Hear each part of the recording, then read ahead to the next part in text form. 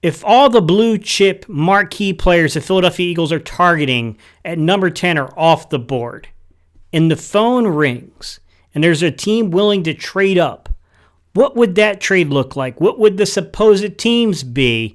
And what kind of valuation could the Philadelphia Eagles receive? We're going to use a few tools here today, including like a draft calculator thing to kind of make up our minds and see what it would look like and who would be left on the board once you made these trades. All right, y'all. Let's get into today's topic. What's up, Cerebral Football fans? My name is Steven Hyder. This is Gate City Sports Channel. So to start with, guys, I just want to talk about what we know about the Philadelphia Eagles as it stands in terms of top 30 visits and kind of make some educated guesses of what their board looks like at 10. So to begin with, we have actually called in 14 players from what I can see for official top 30 visits. And I do suspect that we will see more as time goes on. Those players are interior defensive lineman Broderick Martin, offensive tackle DeJuan Jones, interior defensive lineman Garvin Dexter, interior defensive lineman Jacqueline Roy, running back Bijan Robinson, edge Lucas Van Ness, cornerback Emmanuel Forbes, cornerback Julius Brents, one of my favorite players in this draft class, to be honest, guys. Edge Nolan Smith, interior defensive lineman Jalen Carter, interior defensive lineman Kelly Ringo, guard tackle Peter Skronsky, and edge Tyree Wilson. Judging from the list that I see put in front of me, who would I think the Philadelphia Eagles were targeting in particular at the number 10 spot? I think that they're probably looking at three guys off of that list. Lucas Van Ness, Jalen Carter, and I would probably say that Tyree Wilson. Now, from that list, if they were forced to make a pick at 10, who do I think two of the other names are that are on that list? Peter Skronsky, Nolan Smith, I do think are the two other players that I would take a wild guess are kind of the stay put and pick candidates. But I want to go over a situation to where the Philadelphia Eagles are sitting there at 10. The board falls in probably the worst way imaginable for the Eagles, and the phone rings. So let me start off by defining the scenario I am presenting to you today, and I want to state this outright, guys. Nobody can predict exactly what's going to happen in the NFL draft. So I don't know exactly how the boards are going to fall. I'm just saying that for the Eagles and what I've heard from them, this would probably be the worst case scenario for them at number 10.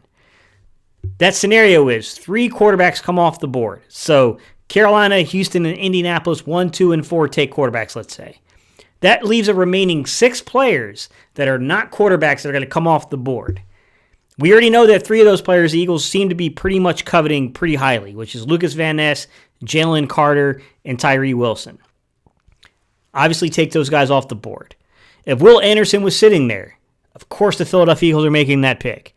So we're going to say he's not on the board. And I'm going to add 2 corners to the mix just to make things a little difficult on the situation here.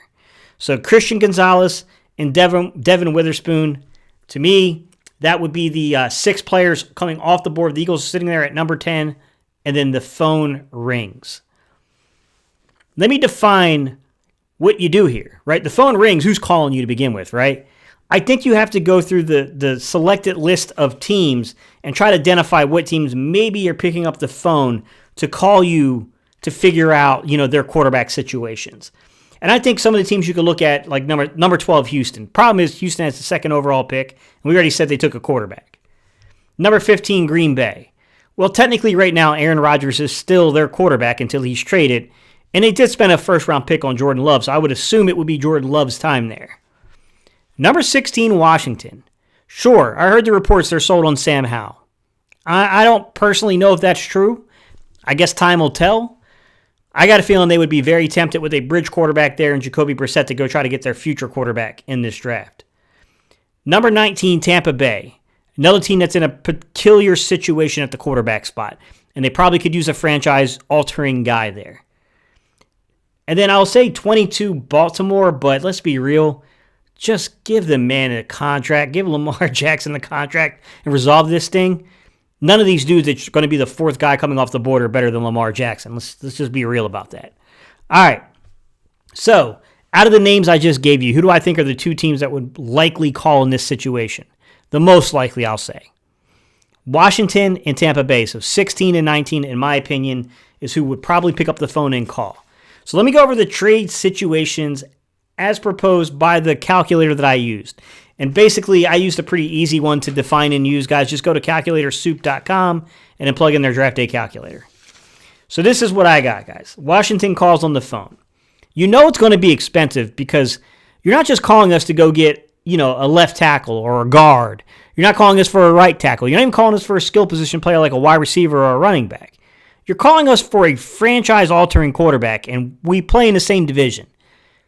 You want to jump $6. That's going to be pretty dang expensive. Let's be real. So, on the draft, the Washington football team, the Washington Commanders, have 8 picks.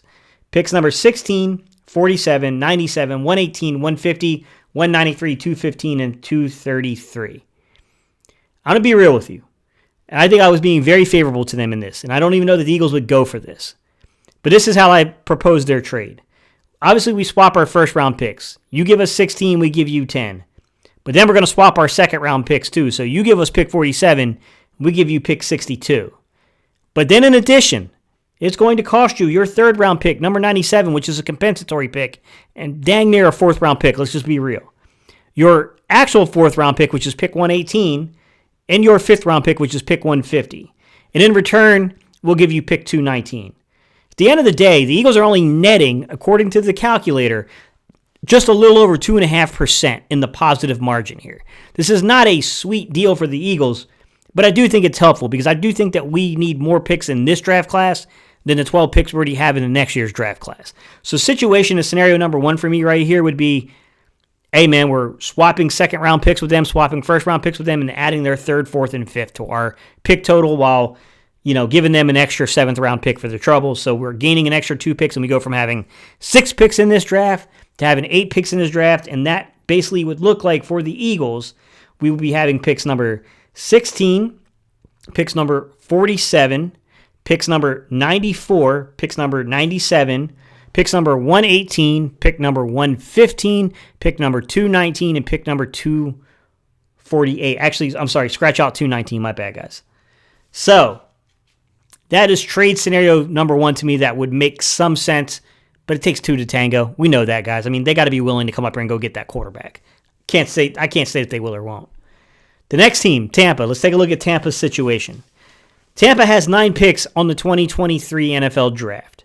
Their picks currently stand as picks number 19, 50, 82, 153, 175, 179, 181, 196, and 252. What would a trade look like in this situation? Well, obviously, we're going to go ahead and we're going to swap out our first-round pick. So you give us pick 19, we give you pick 10. But to do that, this is where I think it gets a little crazy because we are trading in conference, but at least it's not in division. We're going to want that pick 82, my guy, and that's the first pick of the third round. And I think that's being pretty reasonable because you're asking us to drop down 9 spots, it's a far drop in the first round. And we're probably your pick 175. And I'm plugging this into the calculator to get the value, guys. So pick 19, pick number 82, pick number 175, and as you can already tell, guys, that does not equate to value. So you got to make up like 200-300 points in value. In order to do that, we're probably going to need your either 2023 second round pick or your 2023 third round pick. I don't think this is the most attractive to the Philadelphia Eagles just because we already have 12 picks and numerous picks in the top 100 next year. But, I mean, you do add at least a couple of picks again this year. So you're getting a pick in the third round. So you're adding another top 100 pick for 2023. And you're also getting an additional day 3 pick to mess around with. And in exchange, the only thing we're giving them is the 10th pick overall. That's the difficulty of this one, is trying to find someone to trade down with. But if we did trade down, and I do think that's a big if, what do I think the targets would be? What do I think the board would be redefined to? I'll give you 10 names as I kind of saw them. Kalijah Cansey, Nolan Smith, Peter Skronsky, Darnell Wright, Miles Murphy, Paris Johnson, Broderick Jones, Deonte Banks, Joey Porter Jr., and Bijan Robinson. Those are the 10 names I could see the Philadelphia Eagles refocusing their board on. If you look at what I did here, guys, I kept interior defensive linemen and edge rushers on the board for them. We know they value that. And we're talking now the back half of the first round, 16 backwards.